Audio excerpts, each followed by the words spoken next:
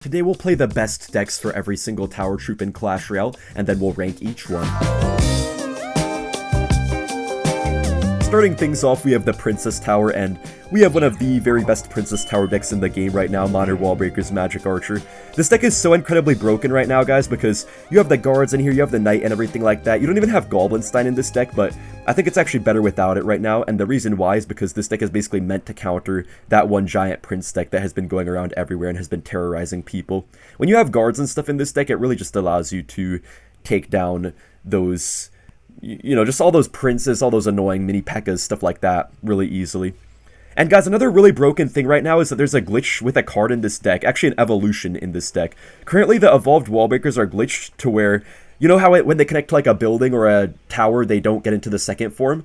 Well, now they do. Like, even if the Evo Wallbreakers connect to a tower in their main form, they still get to the second form after and double connect to the tower, getting almost twice as much damage as they're supposed to. It's actually a glitch that came around with the update, but it really benefits this deck right now. But I think this deck will still be really, really solid even without that. And Princess Tower is a really big part of this deck. It's just a very solid, safe tower troop that always seems to get the job done whenever you need it to. And guys, we're currently playing in a Grand Challenge right now, and we'll play a deck for each of the tower troops in Grand Challenges, and we'll rate each deck, or each tower troop I meant to say, based on just how relevant they are in the meta currently, how good they are in the current meta. But then after that, we'll go to Top Ladder to see if the tower troops can still perform well up there, and we'll be rating each of the tower troops on a different new factor there, which you guys will see here very shortly what that factor is going to be. I'll go for the Wallbreakers right here. I just want to get to my Evo Wallbreakers to show you guys how broken they are right now. So next Wallbreakers will be evolved. I'll play the Miner right here on the inside. With this deck, you more so play the Miner sort of as a way to bait out cards in order to get Magic Archer lineups with, more so than to actually really do too much with the Miner itself. Like, you don't actually get that much Miner damage throughout the game most of the time anyways. We can log right here. Hopefully the Evo Mortar does not get too much damage, but I think it will get a bit of a connection right here, unfortunately. And guys, we do have our Evo Wallbreakers now, so I'm going to show you guys what exactly I mean, what exactly the glitch is. So yeah, I'm going to go for it here, right behind this knight. He's probably going to play like a mortar or something, and you guys will see just how much damage they're going to do to it because of the glitch. So look, you see that? You see that? They just fully took out a mortar, and they still had more to go. Did you see that? They like overkilled a full HP mortar. They're not supposed to do that much damage. And the reason why they did it is because they got into the second form despite connecting to something, which is not supposed to happen. We could get a tornado right here. This tornado is actually probably going to allow our Magic Archer to kill both cannon carts if we're lucky. Or maybe not quite. Okay, he has a big push right now. Hold up. Yo, hold up. This man genuinely has a huge push. Okay, we have to go for the guards right here. Hopefully this does stop this pretty well. You guys can see the Princess Tower is doing a pretty good job. Like, you don't really notice it doing anything absurd. Like, the Princess Tower doesn't really have any absurd interactions, but it's just, like, always gonna get the job done. You know, you can always rely on the Princess Tower. So I'm going to go for the Miner in the back right here. We do still need to make sure we're keeping up with the chip damage, because if we keep letting this guy get good mortar pushes and stuff like that, he's eventually going to just overtake us in the damage race.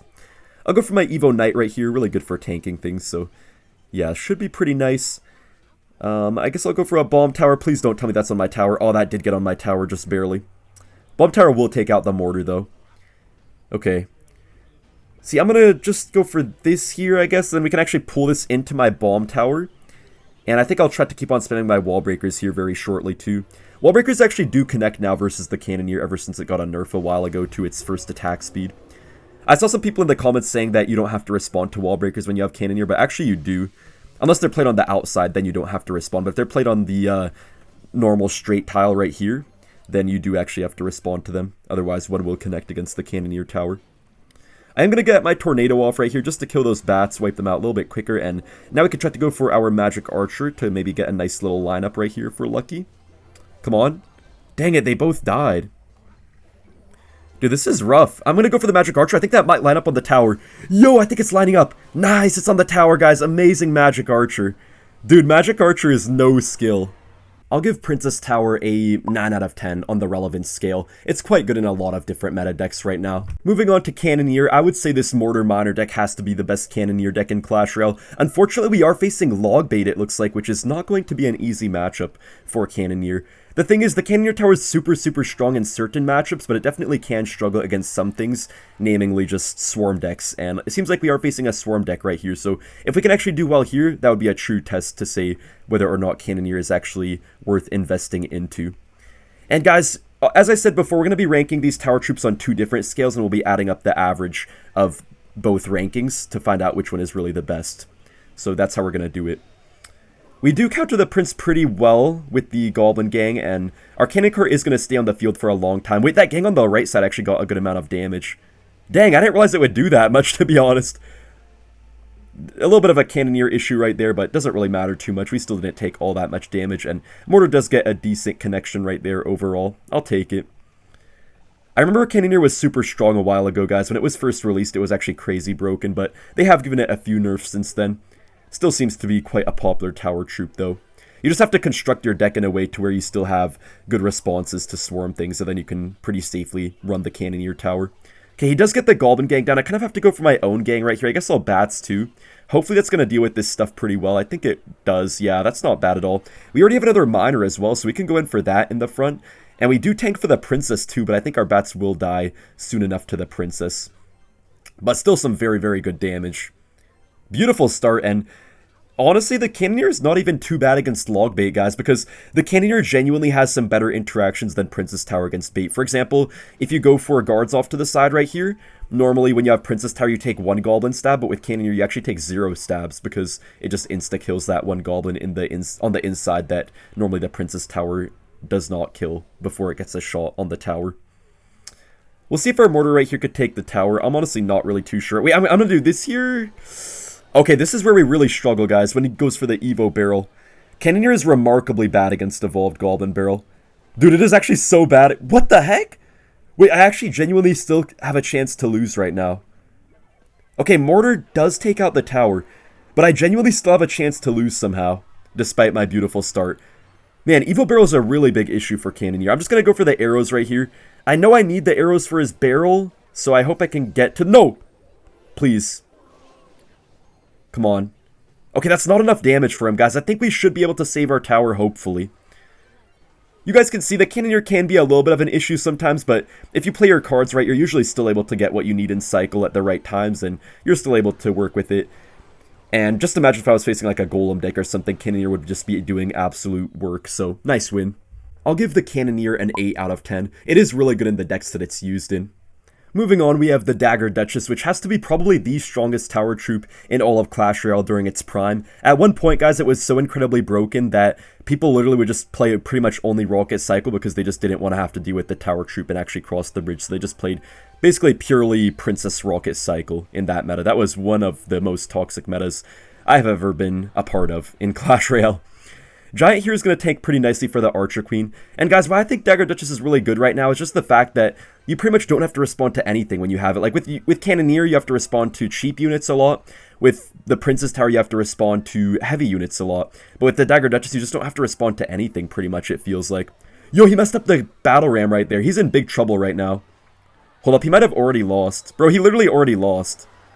Dude. Wait, actually, I can't defend the Battle Ram. I mean, I could, but I don't think I want to. Prince does get on the tower there, and this guy is in a whole lot of trouble right now.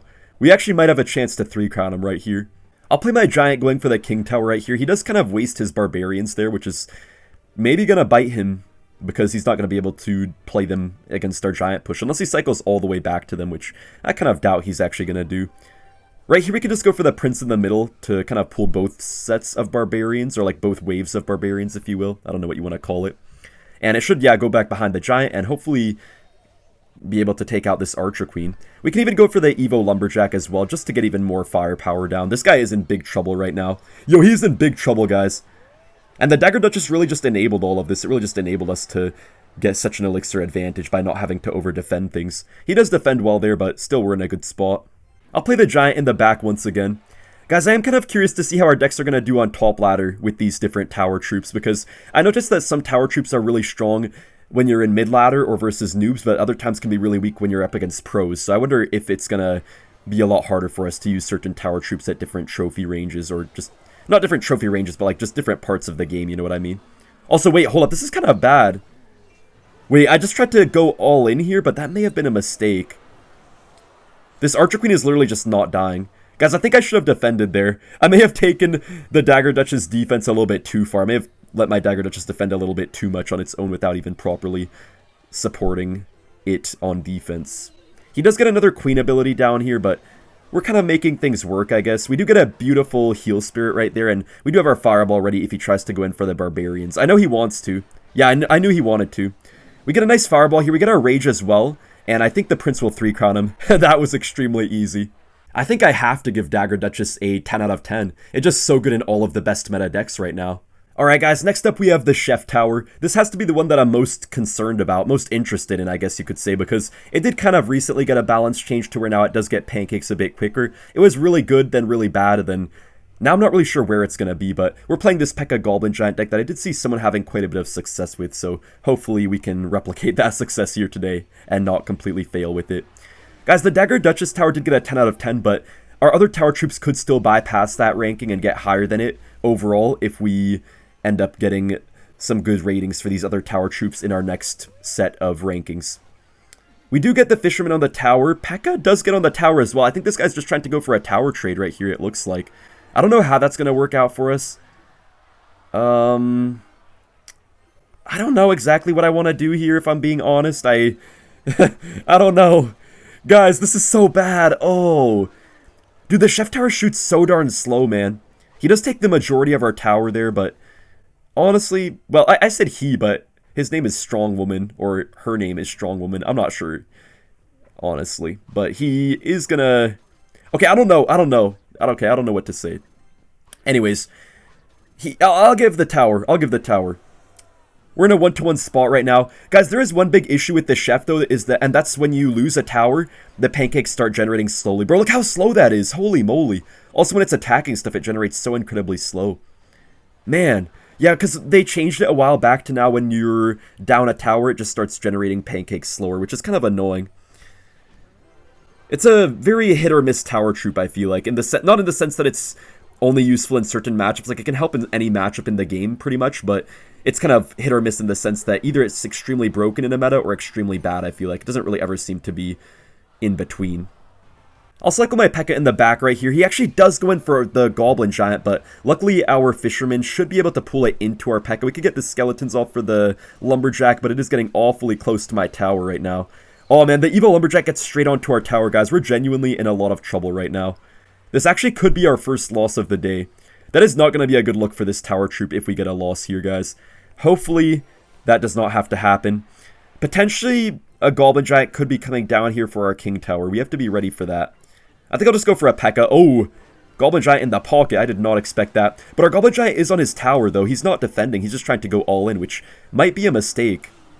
Nice. Look at that Goblin Giant damage there. Not enough to take the tower, though. We definitely didn't win just yet.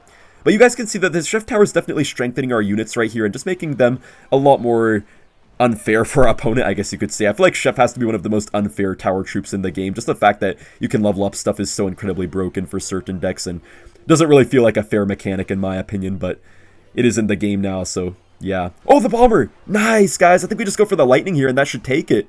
I didn't even realize we got his tower so low right there. I don't know what did all of that damage. I think I have to give the Chef Tower a 6 out of 10. Guys, now we're moving on to top ladder, and we're going to be playing each one of the tower troops over again, so we're starting with Princess Tower, and we'll be making our way through each and every one of them once again. The reason why we're doing this, guys, is because we're going to see if it can also work against the very best players in the world, if each of these tower troops are actually going to work against really, really good players and not just work against average players. And also, guys, we're going to be ranking each of the tower troops once again, except this time we're going to rank them on a different scale. We're going to rank them based on how consistent they've been and just how worth it they are to actually upgrade.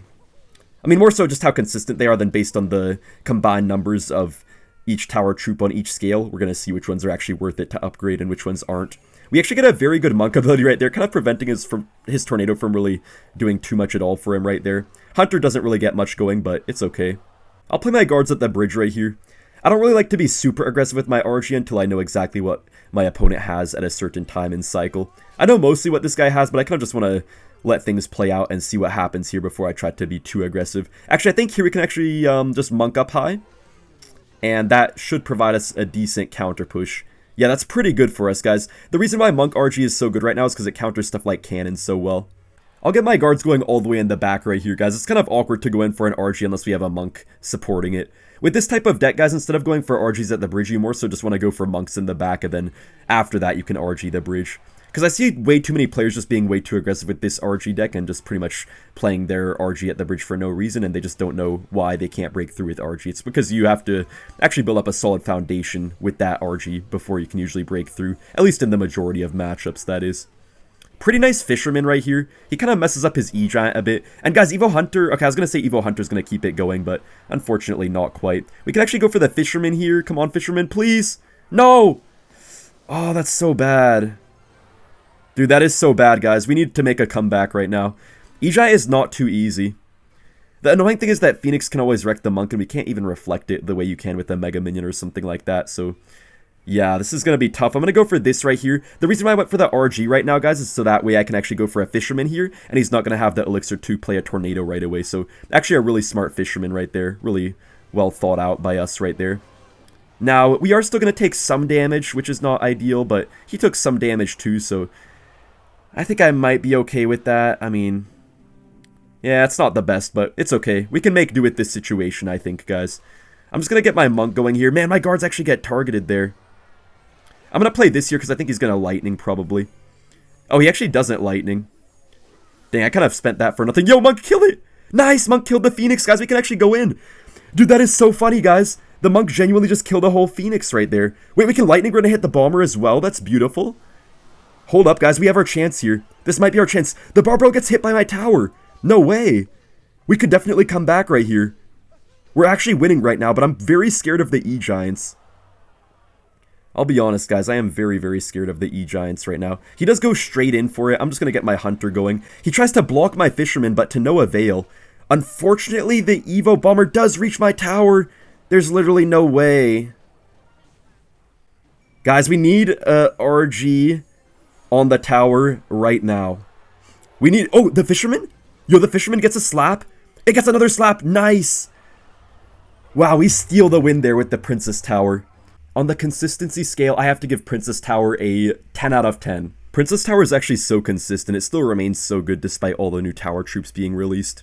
Guys, we need an excellent showing from these other towers to be able to beat the Princess Tower. We have Cannoneer here once again, and we're playing this Mega Knight deck with Ram Rider. I think this deck is absolutely amazing. The reason why Cannoneer is so good in this deck is because it kind of lacks DPS. We have no Inferno Dragon or anything like that. Instead, we kind of just sacrifice to that DPS element to put more spam in this deck, like the Archer Queen and stuff like that, which is actually pretty good on offense. And we have the Cannoneer to make up for the lack of DPS and just help us beat the matchups that otherwise would be nearly impossible. This guy does seem to have RG, which I just played a little bit ago, so hopefully if I was good at playing it, I can also be good at beating it. But I'm not really too sure how to feel about this one. We don't have much DPS at all, but really we just have to try to get saved by the Cannoneer Tower, and that has to be our best hope right here. He's probably going to try to get his king up using a Fisherman. There's honestly not much I can do about it. Yeah, I don't think there was much I could do. He's going to get his king up right here, but hopefully our Cannoneer Tower is able to kind of prevent this Hunter from doing too much. Nice, beautiful. Guys, that was actually really good right there.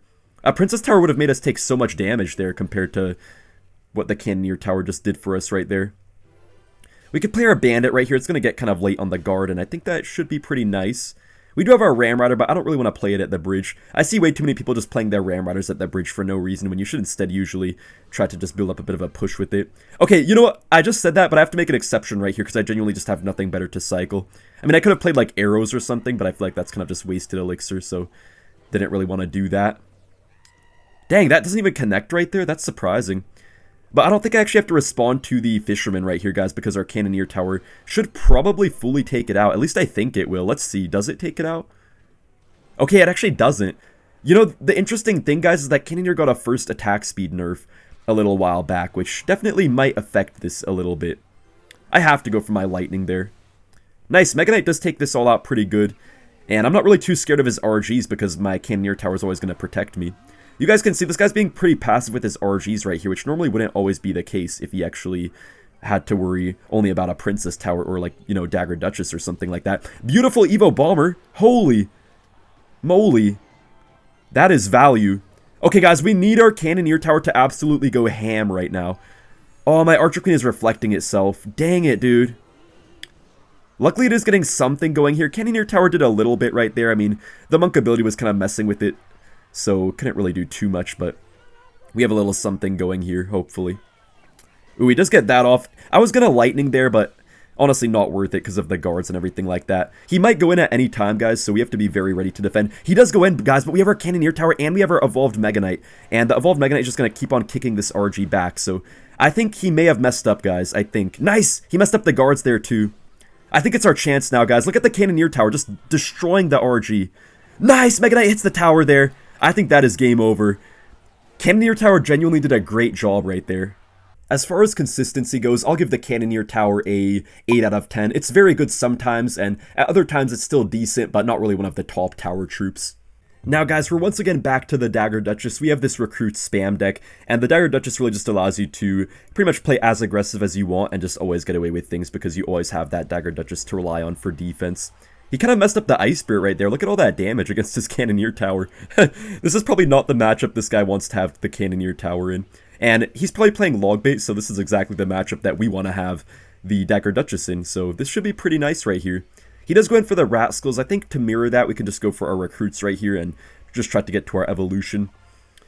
Guys, a lot of pro players have been complaining about the Dagger Duchess recently, especially all of the Cycle pros like Lucas X Gamer, Riley, people like that. I don't know how many of you guys know who those people are, but I think a lot of you know especially who Riley is. So yeah, a lot of the top pros, even like Muhammad Light and stuff, I think they've all been thinking that the Dagger Duchess is a bit too strong. It's actually used a little bit less than Princess Tower, guys, but usage rate doesn't always mean how strong a card is, because, for example, Hog Rider and Mid Ladder has pretty much the highest use rate out of any card in the game, but it's mainly just because it's so easy to play for a lot of people, at least to get the basics of it. So yeah, use rate doesn't always mean everything, but the Dagger Duchess does still have a very high use rate, and if you also think about it, not everyone has the Dagger Duchess unlocked, so to have such a high use rate while the Duchess not being unlocked, I mean, not about being unlocked, but like, not everyone has it leveled up, I should say, because I think most people have it unlocked, but like, not a lot of people actually have it maxed out, if you think about it. I'm going to go for the recruits right here. Unfortunately, this barrel probably is going to get a ton of damage. I have to get my arrows down ASAP on that darn Dart Goblin. See, the only issue with the Duchess is that it definitely does fall off pretty badly once you run out of ammo with it, so it's really good for a little bit, but then after you get later in the game, usually it can definitely start to struggle a little bit more when you don't have too much ammo left in the tank. Somehow this guy's actually beating me right now, so I think I have to lock in a little bit, guys. I'll play this Skelly Barrel right here at the bridge just to kind of get things going, and I'll play my Firecracker in the back. Firecracker can give your opponent the King Tower activation, guys, but usually you kind of just want to play it sort of in the back, so that way it gets some value and it kind of just stays on the map for a long time instead of just going straight to your opponent's side and giving them the free King Tower activation. He does get that barrel there, but that was honestly a pretty bad barrel by him. I don't know why he did that. I feel like this guy might have a random Goblin Curse. I'm not sure, but I almost think this guy has Goblin Curse, so I'm kind of scared right now about that fact. Or potentially not fact if he doesn't have it. And we'll see. Oh yeah, he does have the curse! Oh my gosh, he got a lot of troops, but we do get a wall breaker, and on the left side, our Skelly Barrel does take out the entire tower, so I think that is going to be game over. Very nice win. As far as consistency goes, I think I also have to give the Dagger Duchess an 8 out of 10.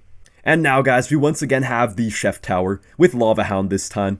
I think Lava Hound could be pretty good with this Chef Tower. It was really broken with this Chef Tower a while back, but since then, the Chef Tower has changed quite a bit, so we'll see if it still works well. The inherently broken thing about it is the fact that upgraded Lava Hound by the Chef Tower just has 3-shot Lava Pups. Like, the Lava Pups survive 3 tower hits, which really helps out for your pushes usually. This guy does have the Goblin Giant. I think here it's just safe to Inferno Dragon, and we could even get our Valkyrie down, I guess, as well. He does have a Mega Minion, which is going to probably take out most of my Hound, but we could try to sneak in our Skelly Drags on in here and see if that can do anything. Level 16 Lava Pups will be a pretty big pain for this guy if he has no arrows. Let's see if he does. Wait, does he not have arrows? Yo, he's actually in big trouble. Guys, what the heck? He literally has nothing. I thought he would at least have something. Like, I didn't expect much, but I thought at least he'd have, like, arrows, a zap, or literally anything. We could even balloon the middle right now, and I think we might just potentially put this guy to rest right now or something. Wait a minute, this is bad. Hold up. Wait, guys, I didn't think that through too well. Wait, my Inferno Dragon better not sell here. Please take out that Goblin Giant. Please tell me that takes it out. That should take it out, right? Okay, we lose our tower, but guys, I think we're still going to be able to win this one. At least I hope. Wait, that's doing too much damage. Wait. No way I just sold. Right? Wait, hold up. My King Tower is genuinely low HP. Guys, I actually didn't win this one. I have to go for the Skelly Drags here, and I have to get my guards down too. Kind of an overcommit, but what choice do we really have right here? Dude, there's no way I sell this game, man. I don't know what I was doing. I thought that push would die there a lot easier than it did, so... Yeah, this is kind of interesting. Skelly Dregs will get some good damage, though, if he doesn't respond to them. He can't really do much here. Okay, he goes for the Mega Minion. I'm just going to balloon this side. I don't think he has any other air cards, so... Yeah, I just don't know how he deals with that. I mean, he can try to Goblin Giant, of course, but how much is that actually going to do for him? He does go in for everything here on our King Tower, but Balloon might take his King Tower, guys. Nice, Balloon takes it, Fireball! Nice, guys, let's go. Ending it off with a win. I just can't lose today. For consistency, I'll give the Chef Tower a 4 out of 10. Here are the final scores. We do have the Princess Tower as the best tower troop. It's just so consistent, so versatile, and so strong.